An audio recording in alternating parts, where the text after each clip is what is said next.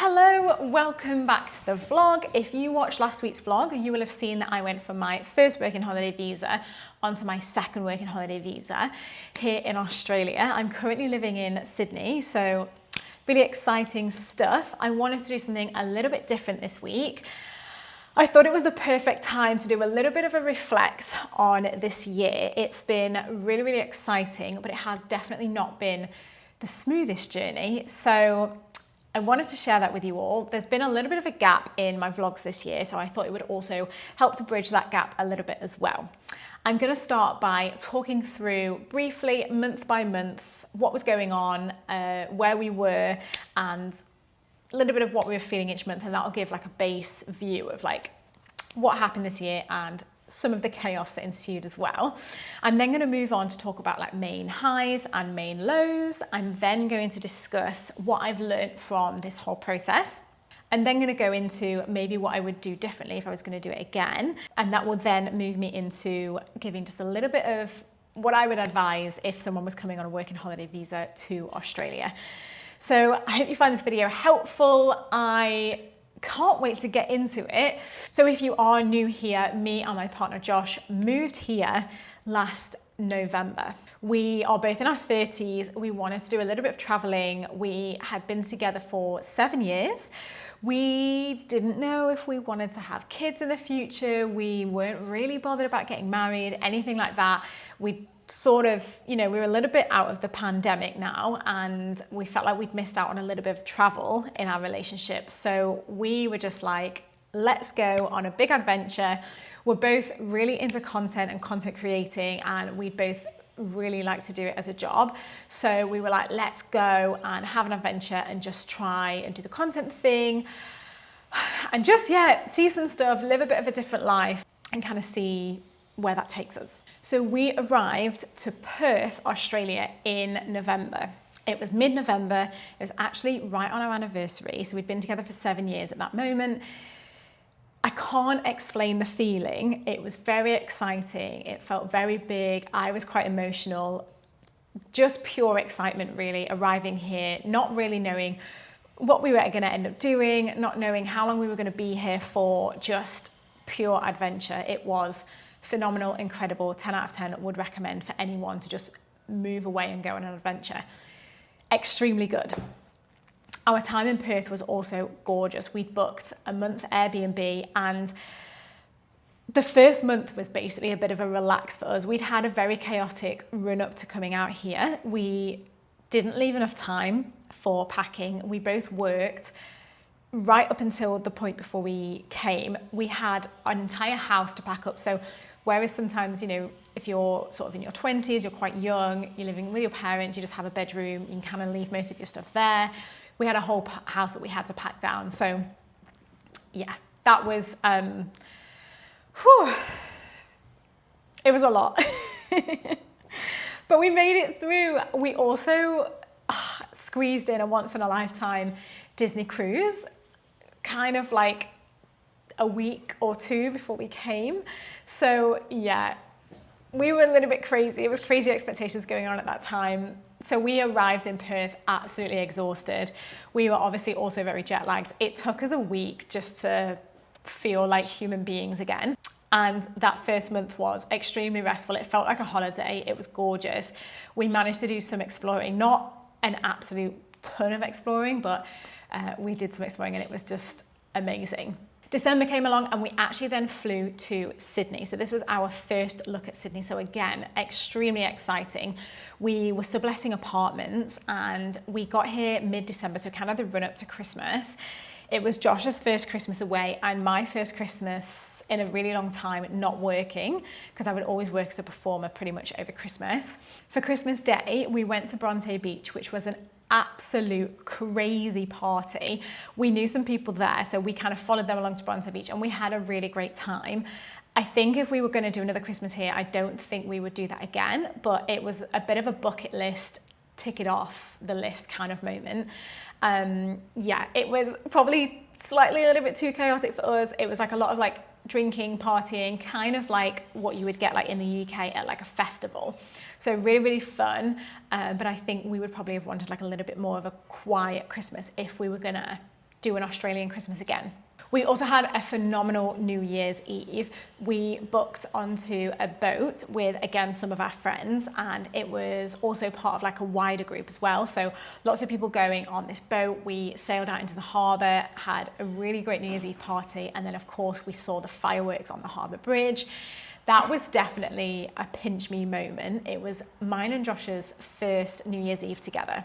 So even though we'd been together for 7 years, this was the first time we'd been together for New Year's Eve. So our first New Year's Eve kiss. And we really romanticised that moment for us as a couple. It was great. And we just had such a great night. So that was definitely a really great choice. And I'm so glad that we did that. We got to spend some really great time in December in Sydney. We did some exploring. Our sublet was not too far from the ferry terminal, straight into the city. So we were in the city loads.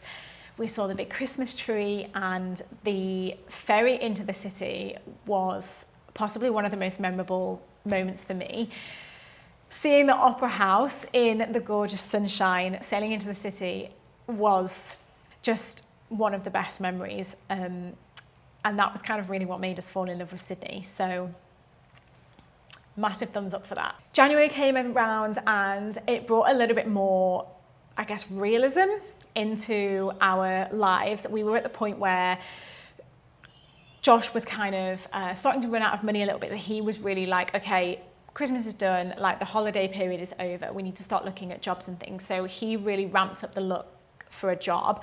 I had brought a part-time online job with me, and I had been doing that kind of the whole time, and I had some extra savings that weren't for Australia. They were just kind of there, so I wasn't really in a massive rush to find a job, but I did start looking for jobs. We also had been bouncing around different places, so we'd done a couple of little sublets, so we were starting to realise, holy crap, Sydney is expensive. So even though we'd fallen in love with it, we were starting to realise like renting in a city was going to be horrendously expensive, and we were trying to decide, do we want to do that? Should we try looking for an apartment so we're not having to sublet? Is it going to be a little bit cheaper? Like all of these things. So there was a lot of like, boom, we need to sort ourselves out now. So January was like a get up and go month. We did go to a fair few apartment viewings, and we actually found our apartment quite quickly. We were extremely lucky with our apartment because it is really, really hard to secure something here. So as soon as we found it, we were like, yeah, we want to do this. So we put in our application and we got it.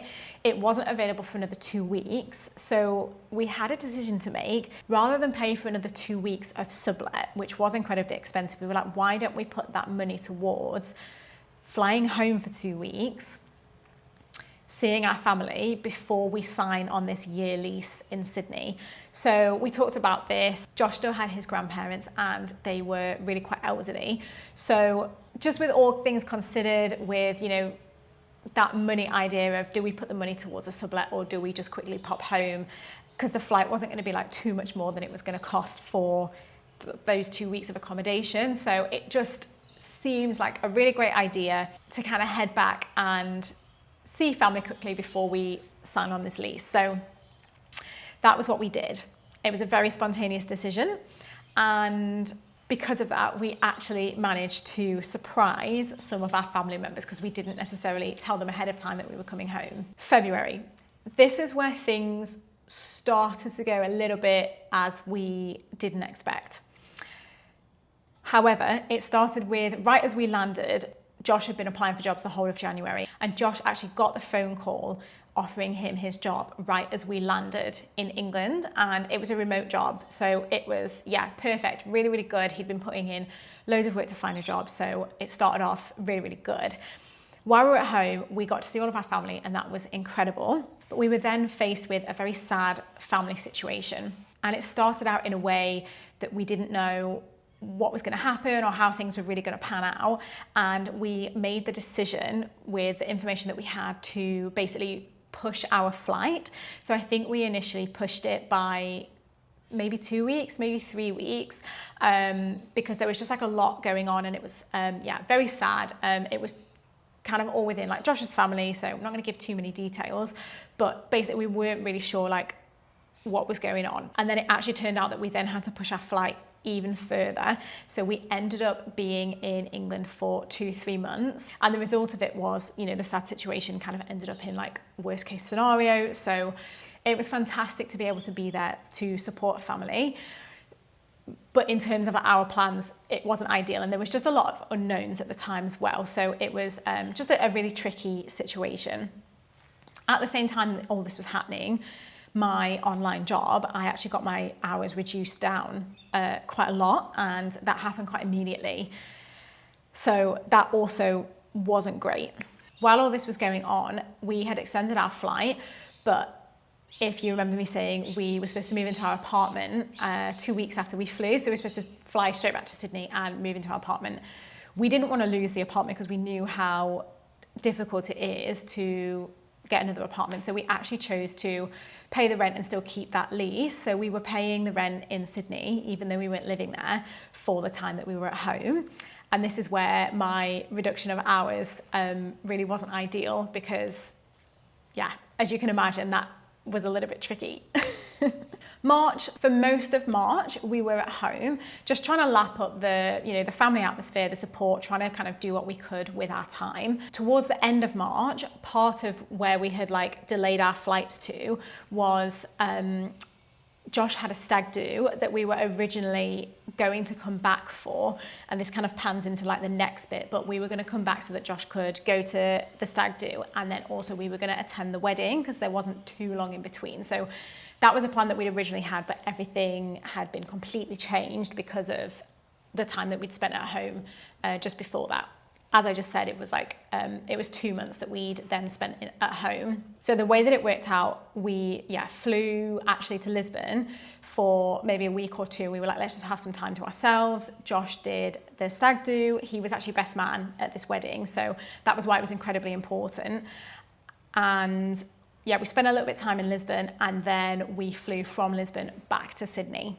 And that was basically towards right at the end of March. On to April, we arrived back in Sydney, and it was a really funny day actually, because whilst we had been in Lisbon, we spent a lot of time, I was still looking for jobs, and we were also trying to line up furniture and just sort things out for us moving into our apartment in Sydney. So we had done a lot of that before we got here, and we basically lined up, someone was moving out almost the day that we moved in. So we flew in, we got up in the morning, we were so incredibly jet lagged. We hired a van, and we took the van to the people that were moving out. And I think we did like 4 or 5 trips from this one place with all of this bulk load of like secondhand furniture. We also had been messaging other people on like Facebook Marketplace and in all the Facebook groups, trying to just sort out the basics of what we needed for that first day. So like a bed, and I think we got a sofa and a couple of other little bits, and just tried to get everything. And then because we'd hired the van as well, it was like, okay, well, what are the other big things that we'll need? So I think we got like the desks and things like that. So it was a really productive day, but I basically had a bit of a breakdown towards the end of the day. And I wasn't crying, I was hysterically laughing, but I've never felt anything like it. It was crazy. So yeah, and then that led into almost 5 weeks of me looking for jobs and us trying to sort this apartment out and get it livable. I'm pretty sure that first day we had a bed and we'd gotten all the furniture from the van, but we didn't have any bed sheets, so we slept on towels that we had brought from home. So we'd brought a couple of things with us because we'd packed up our whole house. It was like, well, we're going to have to buy like towels and this and that. So a couple of bits we brought back in a suitcase. So we slept on the towels, and we also had no pillows. So we used the cushions from the sofa that we'd gotten that day, and we used them as pillows that night. So then it was like the second day that we went out and we bought like new sheets and pillows and those kind of things. So it was like incrementally, like every day we were kind of getting a bit more of what we needed. But to begin with, it was so rogue and yeah, a fun adventure, but so much hard work. So most of April was setting ourselves up and just trying to, you know, sort things out here. May came around and we were still sorting bits and bobs out in the house. My main thing at that point was I'd come back and I was like, I need a job. But we also had a planned trip back to England, which felt so soon. Obviously, the original plan was that we weren't going to be in England for that long before that. So it felt incredibly soon to be going back. However, we were going back for the wedding that Josh was best man at. So it was really, really important to us that we were there. So I came back and desperately needed a job so that I could afford the rent and this flight that we were going back with. So I was crazy looking, going in everywhere with my CV, and I went into a local cafe. It's actually a really nice cafe, and I went in and I said, "Oh, you're hiring?" They were like, "Yes." So it was a casual job, which is something that they do out here, so it was a little bit extra pay than absolute minimum wage, and also it was very flexible, so it meant that, you know, I could then have the 2 weeks off for the wedding and it wasn't going to be a problem, and I was just working as much as I could, just trying to get myself financially back to where I needed to be. Towards the end of May, we went home. I think we were there for 2 weeks. We did the wedding. It was my sister's birthday. It was a really great time, and also really great to then touch bases with family after what happened at the start of the year. So that was really, really great.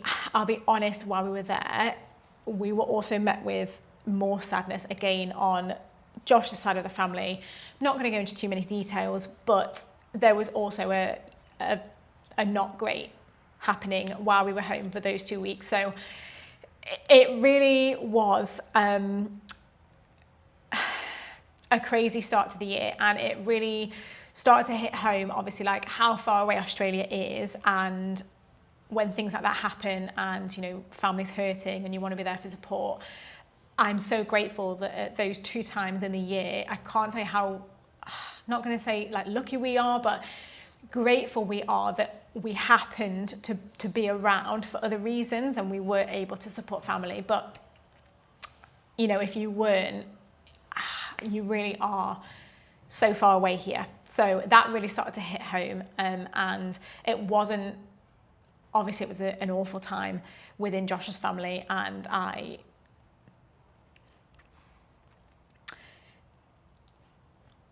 can't actually begin to imagine what they were going through. But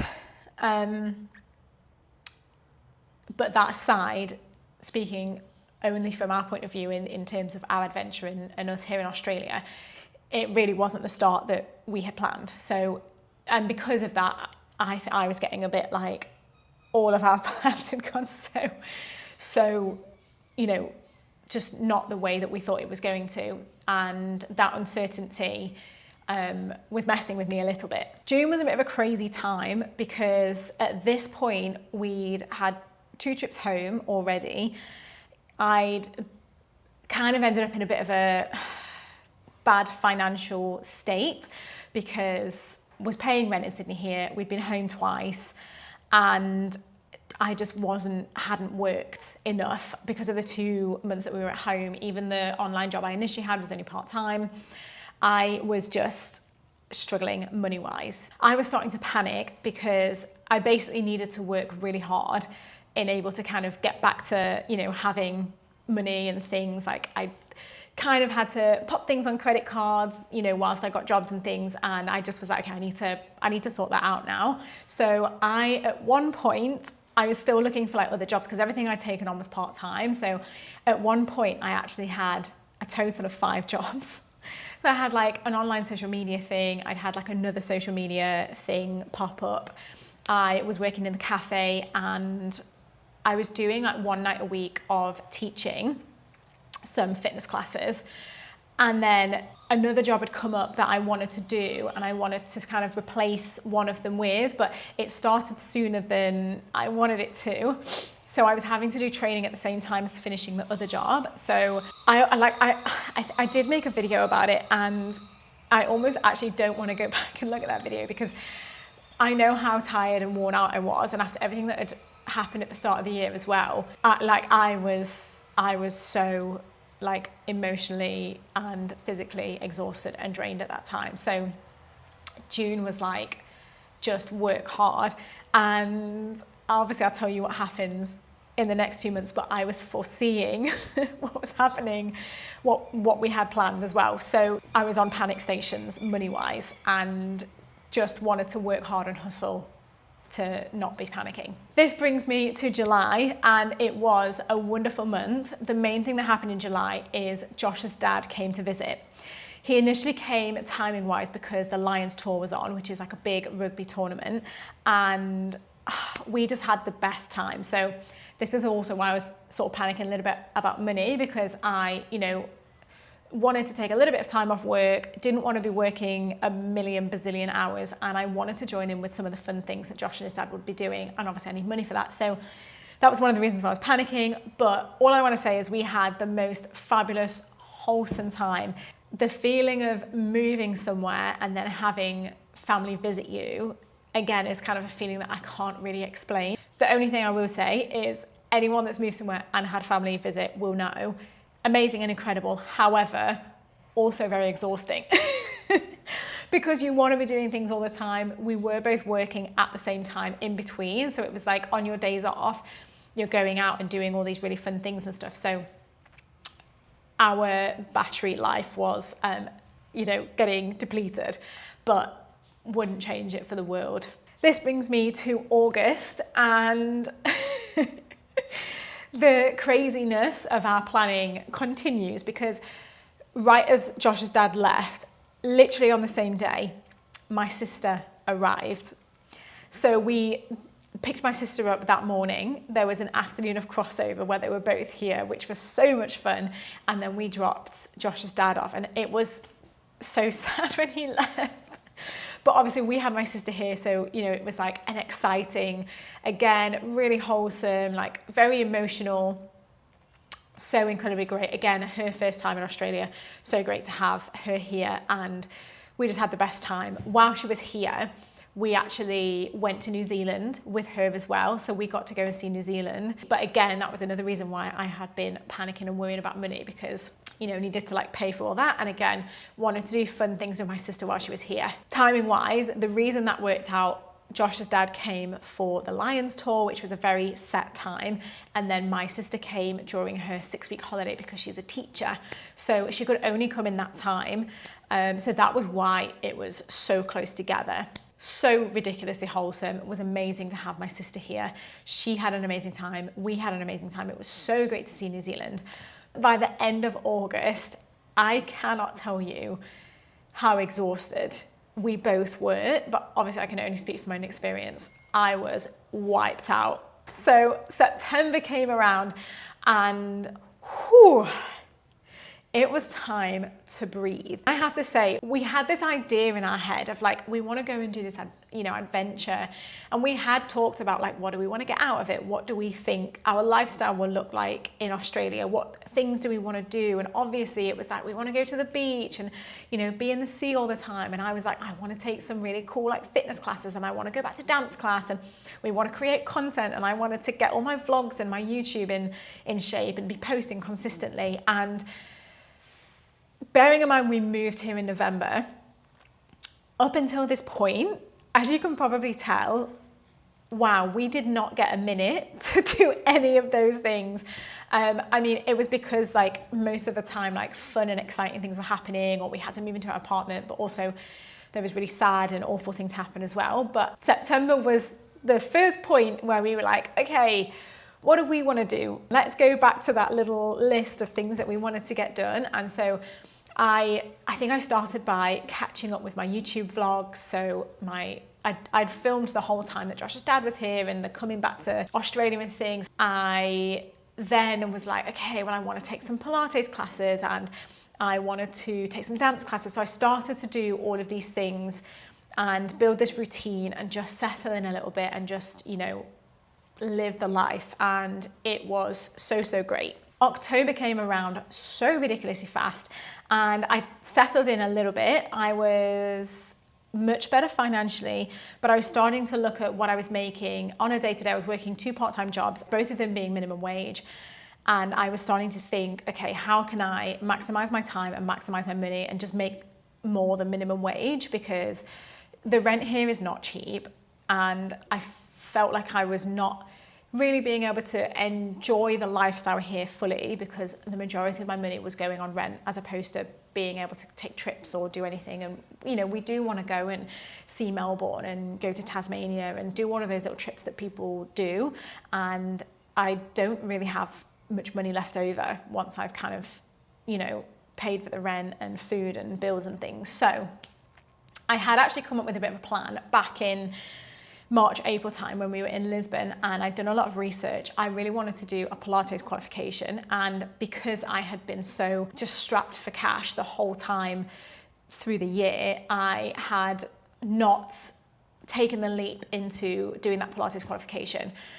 So October was the month that I finally hit the button on that, and I have to be honest, I'm so glad that I did that. It's only November now, and I am still in the process of making my way through the course, but I'm feeling really positive about it and I'm really enjoying it. So that was like the main thing that happened in October, really. So moving on to the right here, right now, it is November, and yeah, I am still doing my Pilates qualification. I feel like I'm really gaining some traction on it, and I'm not too far away from being able to put my assessment in and hopefully get my qualification. And we're just trying to enjoy life. We went on a little trip for our anniversary last week, if you watched last week's vlog, and that's something that we want to do more of. Oh, my Instagram and short form, I'm managing to put out consistent content. I'm managing to consistently put my vlog out. So I have a little bit of like a rhythm now, which is really, really great. Josh is also doing really, really well with his short form, like with his Instagram and his social media. So that's been really, really good. And we finally feel like we're like starting to make progress. So, so pleased with that. And the only thing that I can really say to sum up the whole year is just, oh my goodness, it has gone so fast. So I'm going to move now into talking like top highs, and I'm not going to say top lows, but like main lows. So I would say my main highs are having family here was so wholesome and amazing.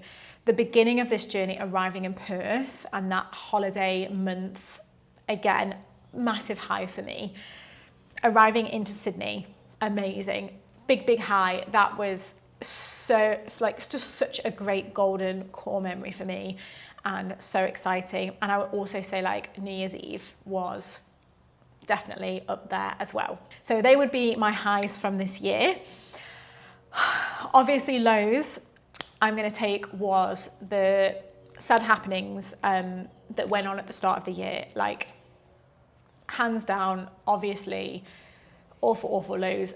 I can't imagine what that was all like for Josh's family, and that was horrendous for them, and for Josh as well, like then having to come back and be like so far away from them as well. I almost want to say like my feelings don't matter, like just from in terms of like for us and what we were trying to do at the time. Like, yeah, it was a low for us, of course. Like both of us were like just not in a great place. I'll say that at that time. For me personally as well, a big low this year is I've been massively humbled by having to work out money. I brought extra savings with me, which I thought kind of would keep me safe.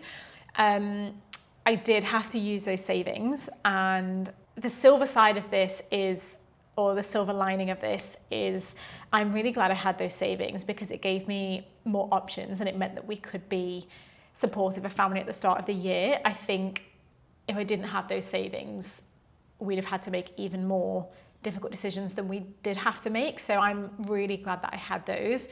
Then kind of moving through the year without those was and has been incredibly difficult. I have never rented before. So coming to like, you know, one of the most expensive cities and renting here has been a humbling experience in terms of money. It's been a challenge and I feel like I've learned a lot from it. So, but at times I have been very, very low about that. The top things that I would have said that I have learned, mainly about Australia, is it rains here. It does rain here, especially in Sydney. Obviously, Australia is such a ridiculously huge country that the climate is different all over. The rain in Sydney it's not for the faint-hearted. Coming from England, I thought I knew all about rain and, you know, was used to the rain, but the rain here it doesn't rain as often, but when it does rain, my goodness, it is a flood. So that's been really fun. So yeah, this winter, I think August, it was August 2025.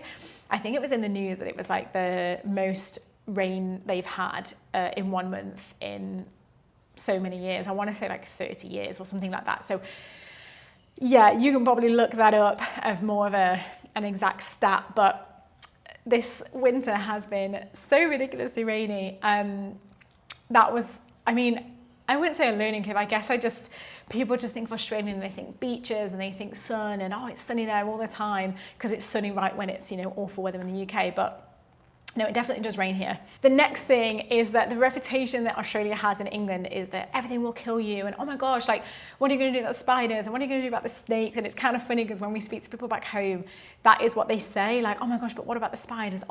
You actually genuinely get people that are like, I could never go to Australia because of the spiders.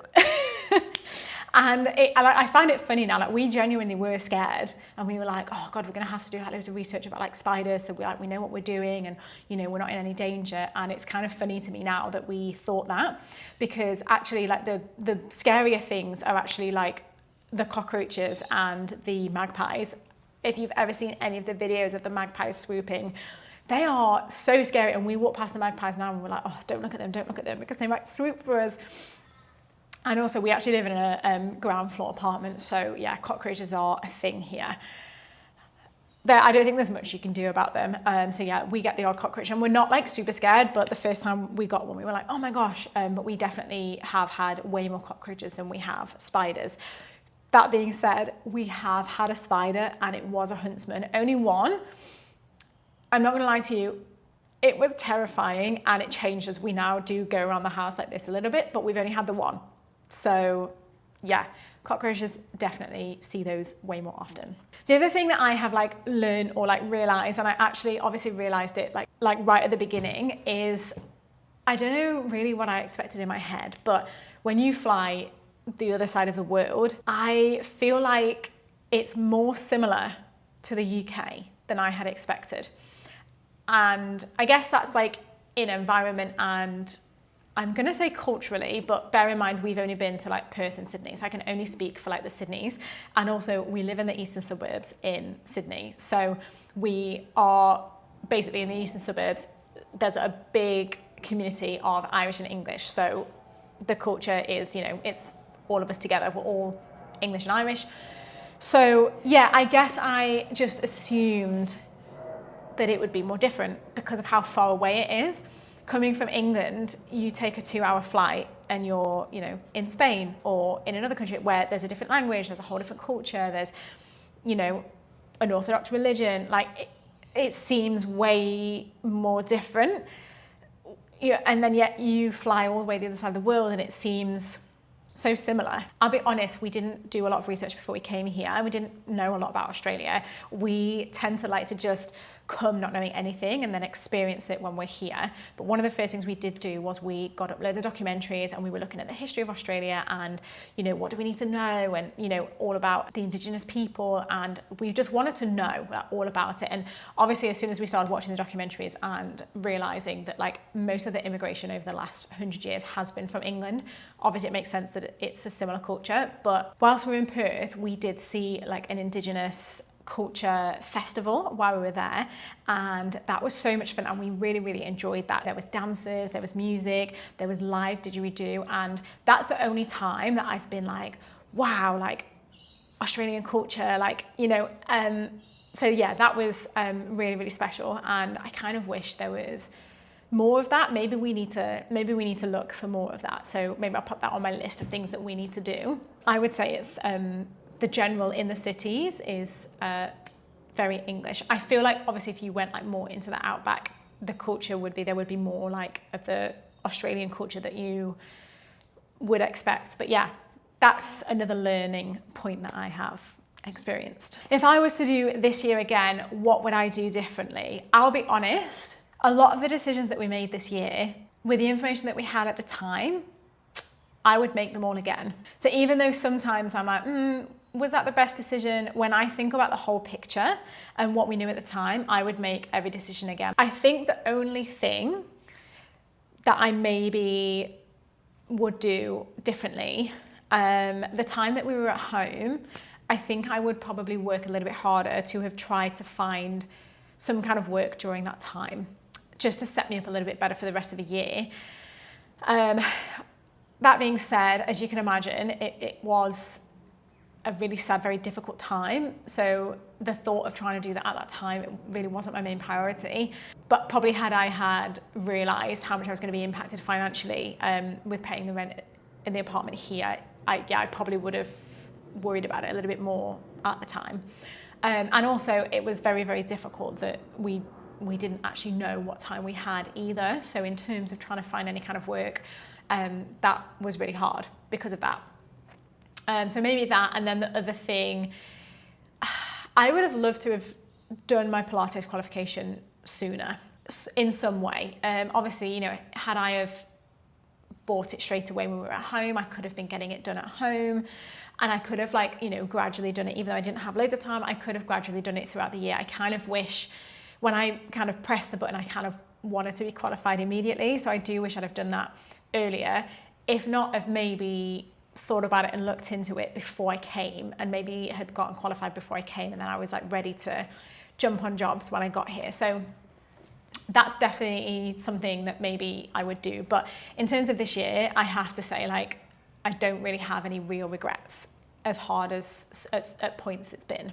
So advice for somebody coming on a working holiday visa would be probably maybe save up a little bit more than you think. Once you work out what you actually think you're going to need, I would definitely try and save up and have a cushion for, you know, emergency if things don't quite pan out, just so that you can relax a little bit more when you're here.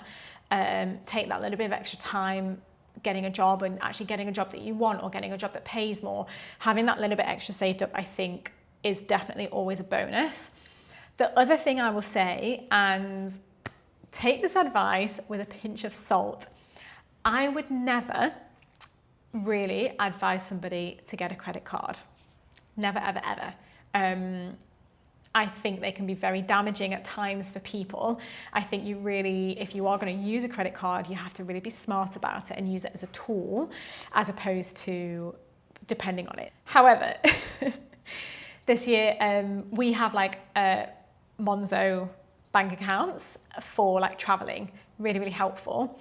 And my normal account, my English account credit card, if I pay for anything that's not in English currency, that's out of England, I get charged really high rates on it. So definitely find out that information before you move country or come here. But it has at times really helped me out this year, having a Monzo, they call it a Monzo Flex. So having a credit card that I can use in a different country. And the only time I have used it is when I've had to pay for something big, like a big flight, and I've known that I'm getting the money back in and I will be able to pay it off, but I just can't pay it off for like a month, let's say, and I can then pay it in increments. So like I know that money's coming to me, I just don't necessarily have it in bulk right now for something. So that has helped me this year, but as I say, I wouldn't straight up recommend a credit card to somebody. But having a cushion and that at times has helped me this year. So I would maybe advise just looking into it, maybe having one only for emergencies only. The next thing I would say is I would definitely advise looking into the work scene in Australia before you come. Again, we just wanted to come, see what there was and deal with it when we got here. That's fine. The casual work scene out here is very good. You can pick up jobs, you can get a job in a cafe, there's lots and lots of casual work, you know, that doesn't tie you down to, you know, a certain amount of time or certain hours, or, you know, the casual work scene is good. For a casual job, you do get a little bit of extra money, but it's in place of like sick pay and holiday pay. So that's why you get the, you know, the extra rate. So most casual jobs are like $32, $33, $35 an hour, which works out 17, 18 pounds an hour, but that doesn't necessarily work out that well. I would say from our experience, I'm speaking to people as well, it can be difficult here to get, I guess, what people would call a proper job. I'm not describing it as that, but that's what other people would describe it as. If you're wanting an office job or a sales job, or if you have experience in recruiting or whatever it is a lot trickier to get a job like that. And that is because on the working holiday visa, you actually can't work in one place for any more than 6 months. So a lot of companies actually don't want to hire people that are on working holiday visas. that's definitely something that, yes, we should have known before we came. We didn't. It's fine. It's not been a huge problem, but it is something that is worth thinking about. So like for me, for instance, that's why I kind of came out with, oh, okay, I think I want to train in Pilates because it'd be a great thing to do here because there's so many studios here, and I have obviously a dance background and I like fitness and I like Pilates, and yeah, it just all kind of came together and I was like, okay, that's what I need to do here. And it's not, obviously it's a lot more than minimum wage. So that's kind of the plan that I came up with, but I wish I'd have maybe come up with that plan a little bit sooner. So yeah, I'd maybe just look into it and just see, maybe have an idea of what you're going to do. And I kind of had just romanticized going back to a minimum wage job. And I was just like, yeah, it'll be fine. Like I'll work in a cafe or I'll do whatever. But then when you're paying rent with that, you start to realize, oh, okay, it's actually really hard because your time for money and you have to work a lot. So it's like you either have the money and no time to do anything, or you have the time and no money to do anything. So definitely one to think about. So I'm going to wrap it up there, and I really hope you've enjoyed this video, kind of going back through and just seeing what this year has been. One of the reasons I wanted to make this video is it's very easy when you're vlogging or when you're on social media to make something look fun and easy and, you know, only show the good things. And I wanted to show that actually there is definitely more to it. Every single person that has moved here that I've spoken to has had some kind of realism, or, you know, at times had low points, or it is a struggle, it is hard, you're moving country, you're starting from scratch, like it is difficult, it's not all, you know, roses.